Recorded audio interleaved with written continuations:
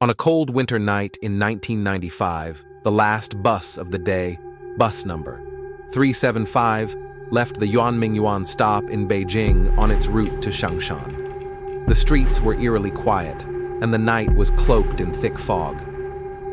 As the bus pulled up to a lonely stop, Wei, a young man shivering in the cold, boarded. Inside, only a few passengers were scattered across the dimly lit bus. A middle-aged woman, an elderly man, and a drowsy teenager. The conductor greeted Wei with a faint smile, saying, "Last ride of the night." Wei nodded and sat down, unaware of the chilling events about to unfold.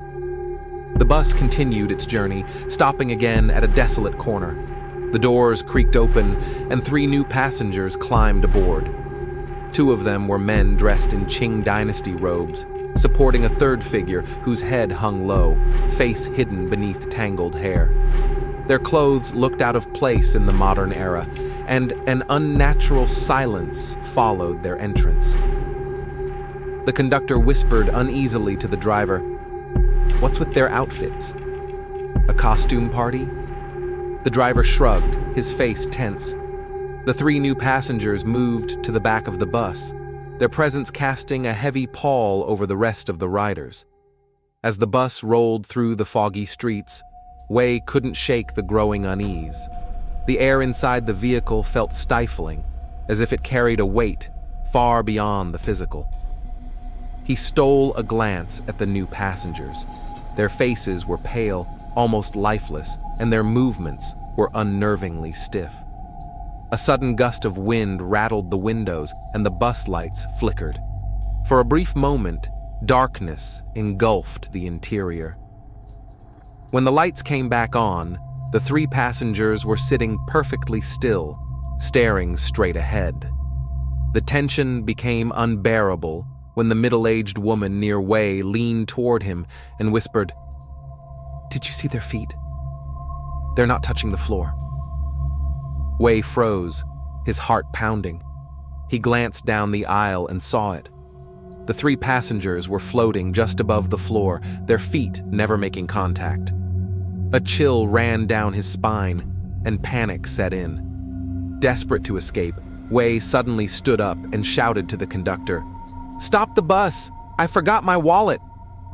The conductor looked irritated but signaled the driver to pull over. As the bus came to a halt, Wei grabbed the woman's arm and insisted, "You're coming with me."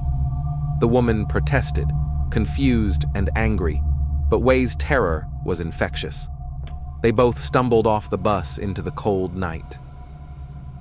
As the bus pulled away and disappeared into the fog, Wei turned to the woman, trembling. "They didn't have feet," he said, his voice shaking. "Those 3, they weren't human." The woman's face turned pale as she realized the gravity of what they had just escaped. The next morning, news broke that bus number 375 never reached its destination. Days later, it was discovered submerged in a reservoir miles off its route. Strangely, the bus was intact, the gasoline tank full, but there was no sign of the driver, conductor, or passengers. The authorities were baffled, and no evidence could explain how the bus ended up there. To this day, the fate of bus number 375 remains a mystery. Some say it was the work of supernatural forces, while others dismiss it as an urban legend. But for those who hear the story, one thing is certain. If you ever take the last bus, you might want to think twice about who or what you're sharing the ride with.